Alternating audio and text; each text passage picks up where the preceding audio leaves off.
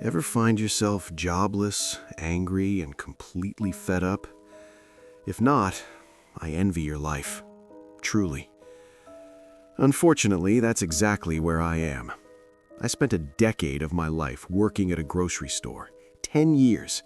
Then some customer decided to get rough with a young employee over a can of baby formula. I stepped in. One punch later, the customer gets a few hundred in gift certificates so they won't sue, and I'm kicked out the door. No severance, no thank you, just the curb. I'd say it's funny how life works, but there's nothing funny about watching your bank account bleed out. So I sat there, combing through Reddit, watching 80s slasher films, and rereading my Stephen King collection. It would be a decent life if I wasn't sneaking ever closer to starvation. Then I got the chat request. No name, just a phone number and a phrase. Project Insomnia. I figured it was an ARG, an alternate reality game. You know, some viral marketing for a new movie. Boredom is a dangerous thing, so I called it. An upbeat female voice answered. "Thank you for calling Project Insomnia. How may I direct your call?" I told her I found the number on Reddit. She didn't miss a beat. "I'll connect you." The man who answered called himself Adrian.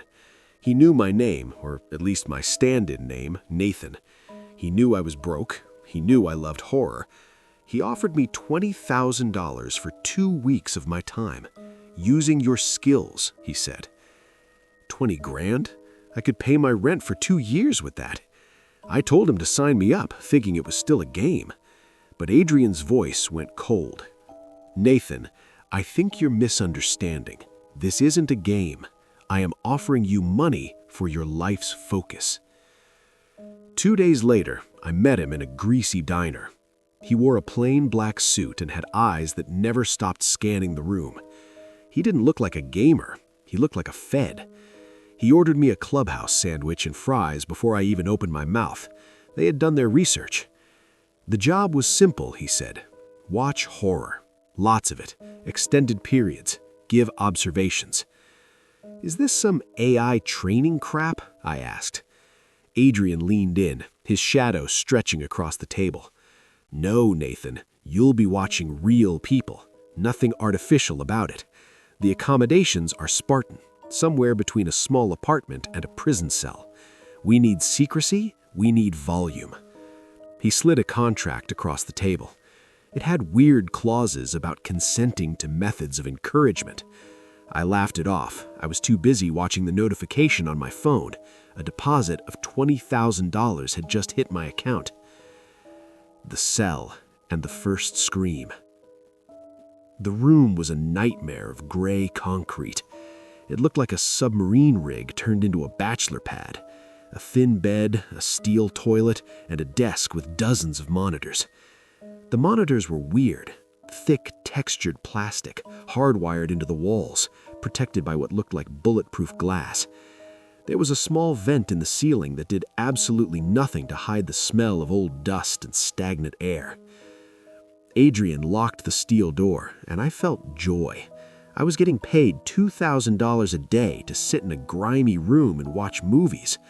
I lit a cigarette and started scanning the screens. They showed different places.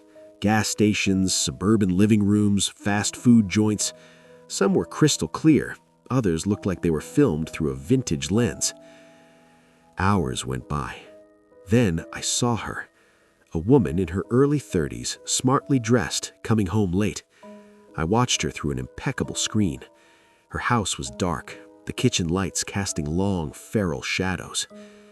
Then, on an older monitor to the left, I saw them. 2 eyes, reflecting the light from the hallway. Just for a second. Well done, I thought, thinking the special effects were top tier. The woman turned, sensing something. Her fridge door swung shut on its own. My heart started to race.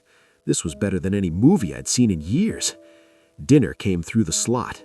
Meatloaf that tasted like wet cardboard, but I couldn't stop watching.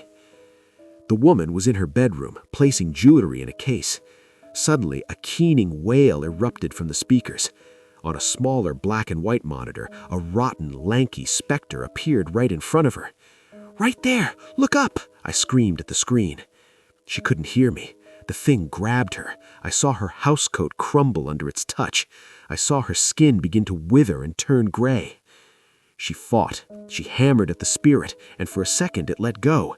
But then the room exploded. Furniture flew like it was caught in a tornado. Glass shattered, shredding the carpet. The woman tripped, her foot sliced open on a shard. The ghost laughed, a sound like grinding stones, and she was lifted into the air by one leg. I tried to cover the speakers, but her screams, they went right through my fingers. I watched her arm twist and snap like a dry twig.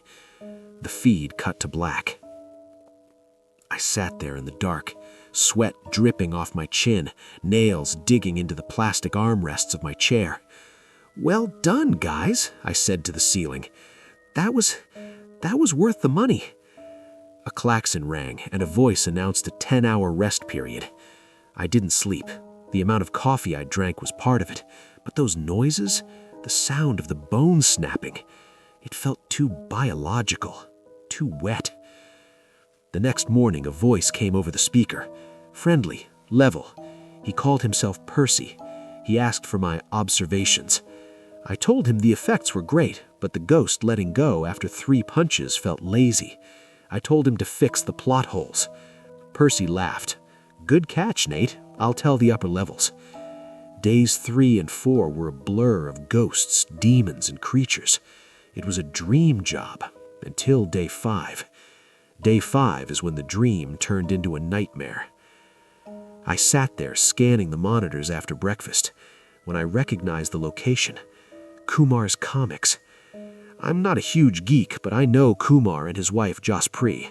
They are the kindest people in town. There is no way this was a set. I stood up and shouted at the camera, "Adrian, no AI crap! Open the door!" Silence.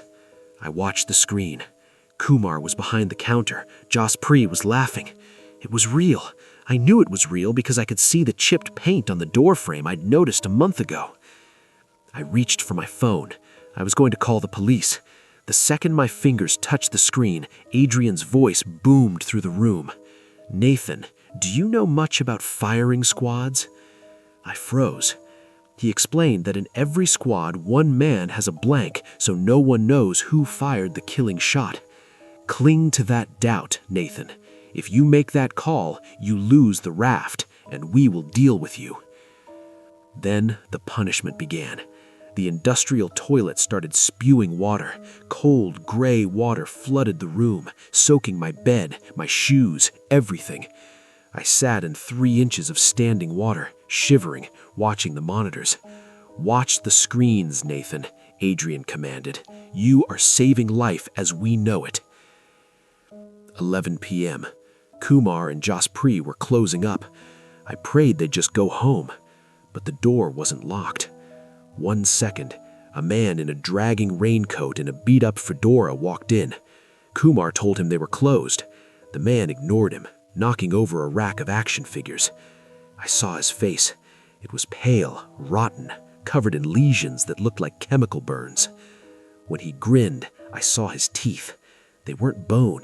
They were clusters of copper wires, sparking and twitching. "Run! Kumar, get out of there!" I screamed, slamming my fists against the bulletproof glass. The stranger started speaking in Hindi. Kumar's face went white. He reached for the phone, but the line was dead. The lights in the shop flickered and died. On the monitor, all I could see were the small glows from their cell phones. They tried to reach the door, but it wouldn't budge. Then from the ceiling, a twisted grin of arcing wires appeared. I didn't see all of it.